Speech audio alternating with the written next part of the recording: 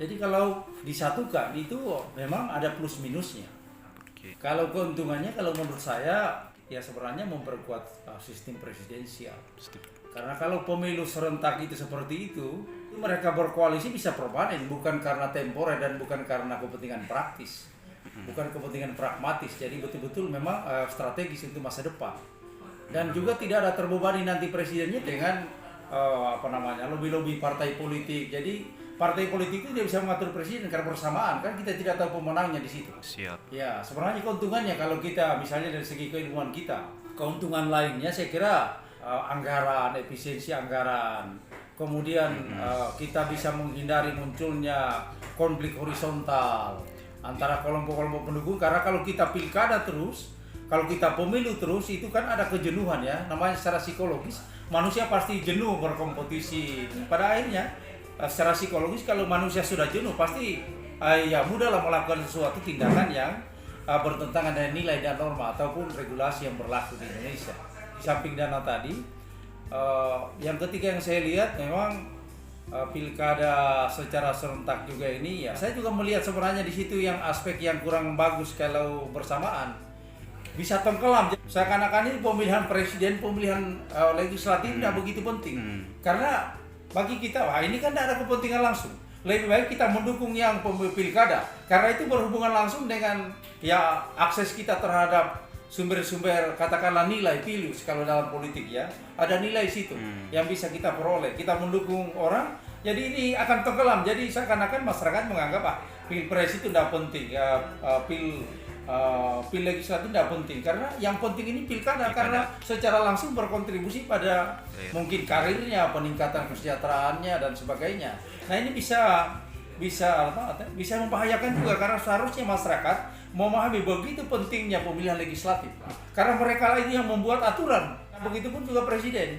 Kalau kita menganggap tidak penting ya seperti kita di daerah bisa saja masyarakat berapa ya, apalagi kalau tidak ada misalnya upaya untuk sosialisasi lebih masif ya meyakinkan bahwa begitu pentingnya pilpres itu dan pil legislatif terutama untuk level nasional ya, level nasional. Nah, ini kalau ini terjadi, nah saya kira ini juga akan mengurangi minat masyarakat. Jangan sampai banyak yang tidak memilih itu.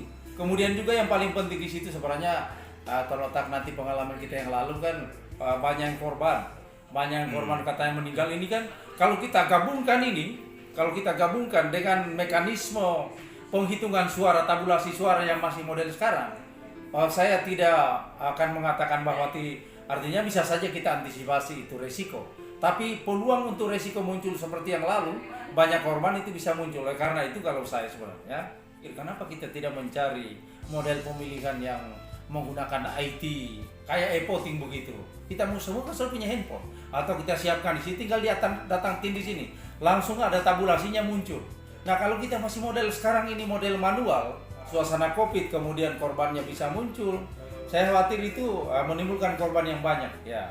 Mudah-mudahan itu bisa kita antisipasi kalau kita membuat misalnya 2 kepanitiaan, misalnya ada yang pagi, kemudian ada sore, itu salah satu juga mekanisme bisa dipikirkan. Jadi di pihak penyelenggara ini kan akan kesulitan sekali. Secara teoritis kan jelas bahwa memang pilkada yang menghadirkan petahana itu yang selalu dipertanyakan orang kan jujur dan adilnya ini. Karena kenapa? Karena setiap petahana dia memiliki peluang dan potensi untuk menggunakan kekuasaannya meskipun ada regulasi kan jelas undang-undang pilkada. Jelas tidak boleh memutasi 6 bulan sebelum penetapan dan sebagainya, banyak sekali regulasi yang melarang itu. Kalau misalnya ini petahana sempat dikosongkan, katakanlah sebenarnya ini mau menguntungkan partai penguasa. Karena penentunya di sana. Karena mereka yang menentukan aktornya, siapa yang akan tampil di situ. Jadi namanya penguasa yang menentukan person itu atau aktor yang akan menjadi PJ itu pastilah punya kelebihan-kelebihan tertentu, punya mekanisme khusus untuk menggunakan itu.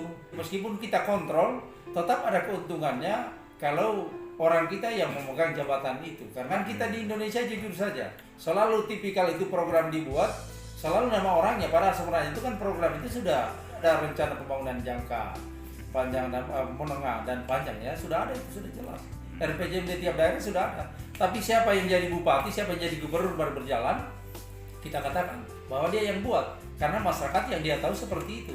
Nah, kalau orang terpelajar kan paham, nah, sudah ada garisnya, tinggal dia laksanakan. Jadi siapapun bupatinya, siapapun gubernur kan seperti itu, tapi masyarakat kan tidak. Siapa yang sedang menjabat itulah yang dikatakan bahwa itu yang membuat program. Nah, sehingga kalau itu misalnya menguntungkan atau memang berpihak untuk kepentingan masyarakat banyak, ya pasti di situ keuntungannya.